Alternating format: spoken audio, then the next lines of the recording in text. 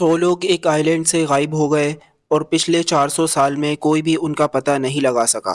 یہ کہانی ہے ایک ایسی کالونی کی جسے نارتھ امریکہ میں بنایا گیا تھا، لیکن یہ ایسے غائب ہوئی جیسے کبھی تھی ہی نہیں۔ انویسٹیگیشن کرنے پر صرف ایک ورڈ ملا۔ وہ ورڈ کیا تھا اور وہ کالونی کیوں بنائی گئی، یہ سب جانیں گے ہم اس ویڈیو میں۔ 1500 کے آخر میں یورپ کی کئی کنٹریز اپنے ایریا کو یورپ سے لے کر ساؤتھ امریکہ تک پھیلا رہی تھی۔ انہی ممالک میں اس وقت کی ایک بہت پاورفل کنٹری اسپین بھی شامل تھا۔ اسپین نے امریکہ میں اپنی کئی کالونیز بنائی تھی اور وہاں سے گولڈ اور سلور نکال کر اپنی ویلتھ میں اضافہ کر رہا تھا۔ لیکن انگلینڈ یہ نہیں چاہتا تھا کہ اسپین پوری دنیا پر کنٹرول حاصل کر لے، اس لیے کوئین ایلزابتھ دی فرسٹ نے اپنے گورنمنٹ آفیشلز کو آرڈر دیا کہ وہ نارتھ امریکہ میں کالونیز قائم کریں، اور اس کام کے لیے جس شخص کو چنا گیا اس کا نام تھا سر والٹر ریلیف۔ 1585 میں سر والٹر ریلیف نے 110 لوگوں کے ایک گروپ کو نارتھ امریکہ کے رونوک آئی لینڈ پر بھیجا۔ اس گروپ میں سولجرز اور فارمرز ہی شامل تھے۔ والٹر ان لوگوں کے ساتھ رونوک آئی لینڈ نہیں گیا، بلکہ اپنی جگہ رالف لین نام کے ایک آدمی کو اس ایکسپیڈیشن کا ہیڈ بنایا۔ ان لوگوں کا مقصد تھا کہ وہ اس جگہ کو ایکسپلور کریں، شپس کے لیے ایک بیس بنائیں اور گولڈ اور سلور جیسے ریسورسز کو تلاش کریں۔ وہاں پہنچتے ہی ان سیٹلرز نے اپنے ریئل شیلٹرز بنانے شروع کر دیے۔ اسی دوران ان کی ملاقات قریب ہی کے نیٹو امریکن سے ہوئی۔ شروع میں ان سیٹلرز کا تعلق نیٹو امریکنز کے ساتھ بہت اچھا رہا، لیکن کچھ وقت کے بعد ان دونوں کے درمیان ریسورسز کو لے کر جھگڑے شروع ہو گئے۔ اس کے علاوہ وہ سیٹلرز اپنے ساتھ جو کھانا لے کر آئے تھے وہ بھی ختم ہونے لگا۔ اسی لیے صرف ایک سال بعد 1586 میں ان کالونسٹ نے ڈیسائیڈ کر لیا کہ وہ رونوک آئی لینڈ کو چھوڑ دیں گے۔ اسی دوران برٹش نیوی کا ایک شپ وہاں سے گزر رہا تھا۔ وہ رونوک آئی لینڈ پر رکا تو کالونسٹ نے اس شپ کے کیپٹن سے مدد مانگی۔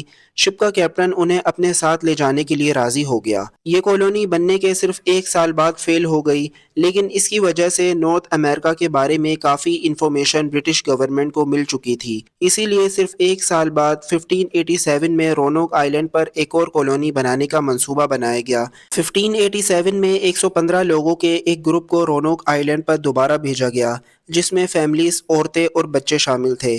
اس کالونی کو جون وائٹ نام کا ایک شخص لیڈ کر رہا تھا۔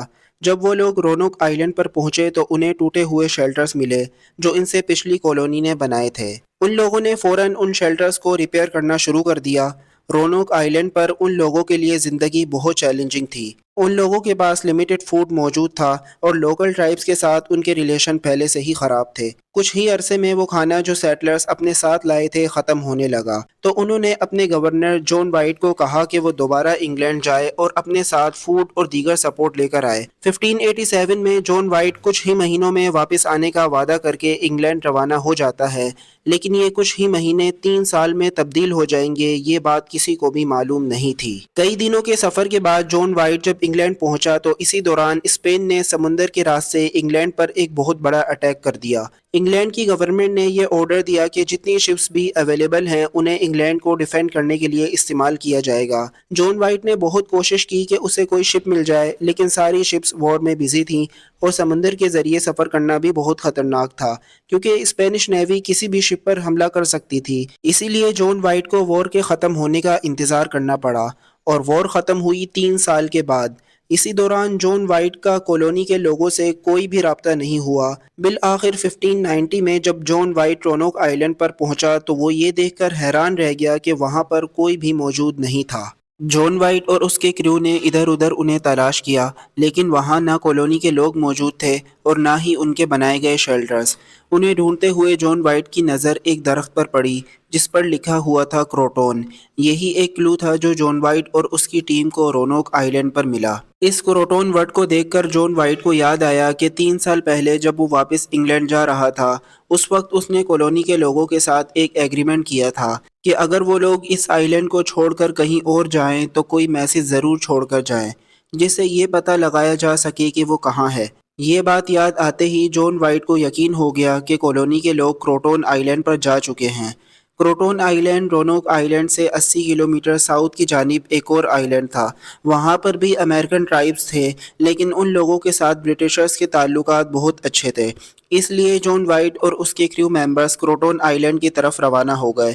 اس سے پہلے کہ وہ آئی لینڈ پر پہنچتے ان کی شپ ایک زبردست طوفان میں پھنس گئی، جس کی وجہ سے وہ کروٹون آئی لینڈ پر جانے کے بجائے دوبارہ انگلینڈ لوٹ گئے۔ حقیقت میں ان کالونی والوں کے ساتھ کیا ہوا تھا یہ تو کسی کو معلوم نہیں، لیکن سب سے زیادہ ایکسیپٹڈ تھیوری یہی ہے کہ جان وائٹ کے جانے کے بعد ان کالونیز کو کھانے پینے کے لیے اسٹرگل کرنی پڑ رہی تھی، اسی لیے وہ کروٹون آئی لینڈ کی طرف مائیگریٹ کر گئے، کیونکہ وہاں پر ان لوگوں کو کھانا تلاش کرنے میں مدد مل سکتی تھی۔